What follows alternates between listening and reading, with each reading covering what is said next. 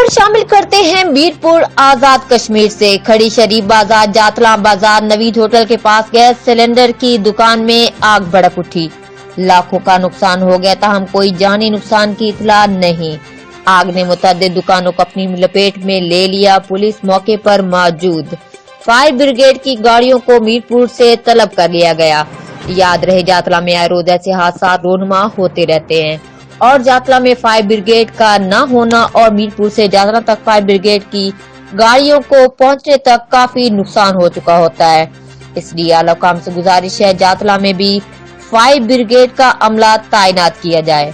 ऐसे नागहानी वाकयात पर जल्द से जल्द काबू पाया जा सके और लोगों को जानी और माली नुकसान से बचाया जा सके। रिपोर्ट चौधरी रफीक, नुमाइंदा, जियो एक्सप्रेस न्यूज, मीरपुर, आजाद कश्मीर।